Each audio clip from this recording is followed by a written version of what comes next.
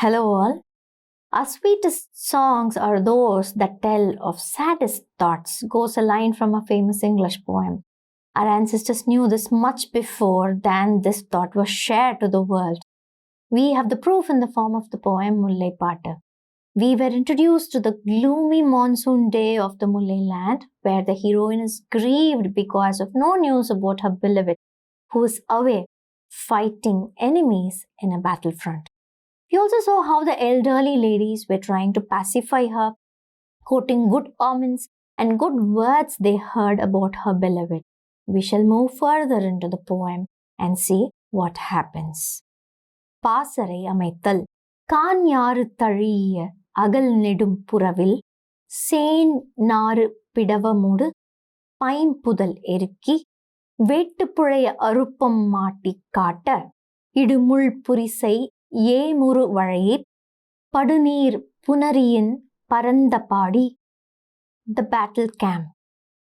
In the deep jungle surrounded by wild river, far spread fragrance of wild jasmines from the cleared bushes, narrow paths of hunters destroyed and widened, fenced with tall thorny twigs to guard, the battle camp set wide and roaring like the ocean waters.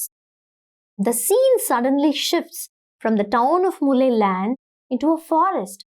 The poet takes us to the battle camp of the hero who's leading his troop. He describes the forest as a very vast one and is surrounded by fast-flowing river in the wild. He explains how soldiers cleared of several bushes of jasmines to widen the path for their troop to enter the heart of the jungle.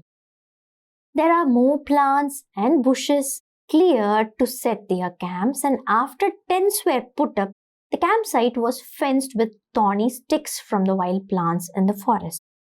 The poet describes that the campsite resembled the wide ocean with roaring waves, since it was full of soldiers chatting among themselves.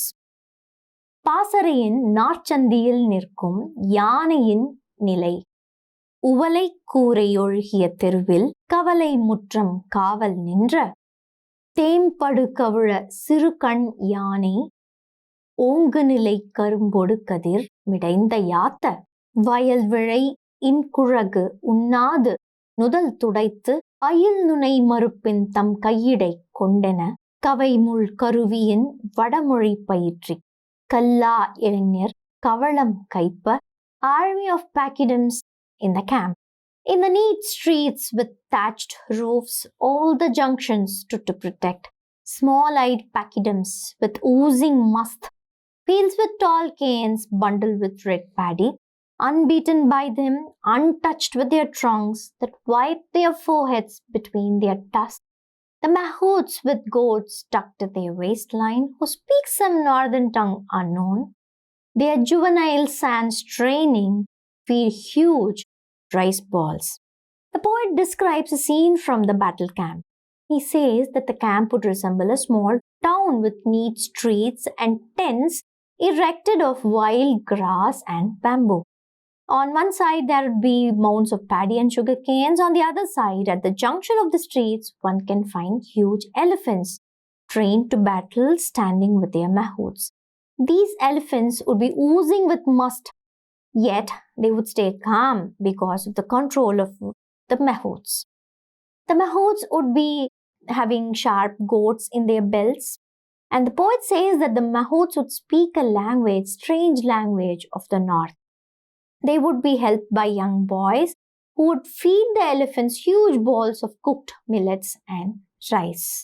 பாசறையில் வீரர்களின் அரண்கள் கல்தோய்த்து உடுத்த படிவப் பார்ப்பான் முக்கோல் அசைநிலை கடுப்ப நற்போர் நற்போர் ஓடா வல்வில் தூணி நாற்றி கூடம் குத்தி கயிறு வாங்கு இருக்கை பூந்தலை குந்தம் குத்தி கிடுகு நிறைத்து வாங்குவில் அரணம் அரணமாக.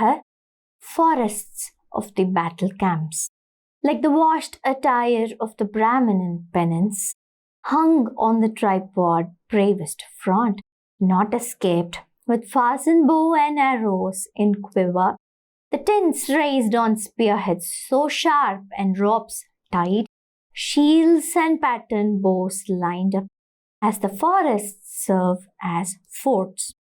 The poet describes the battle camp, which is set in the deep forest. He says that the soldiers would have pitched huge tents using sharp spears and thick ropes. The tents would be made of fabric that was as clean as the attire of a Brahmin who washes his clothes to be worn before his prayers. The poet says that these were brave men who never missed a single battlefield. They never abandoned their fellow soldiers or their brave king. The poet explains how the tents would have neatly piled spears and arrows and bows stocked up and ready to be used. The soldiers would bravely stay unarmed since they knew that the forest guarded them from possible harm. பாசறையில் மன்னனுக்கு தனி இடம். வேறுபல் பெரும்படை நாப்பன் வேறு ஓர் நெடுங்கால் கண்டம் holy Agam நேர்ப்பு king's den in the camp. In yet another huge battlefront, in yet another place, tall spears hold screens around, in it stays put. The poet takes us to the royal tent. He shows us where the king's tent is pitched up. In a clearing far away from that of the soldiers, as a special tent is put up for the king. His tent is pitched up with several sharp spears and several curtains that serve as sections within the tent. We are going to meet the king and learn how he feels about the absence of his lady by his side. Stay tuned for the next part. Thank you.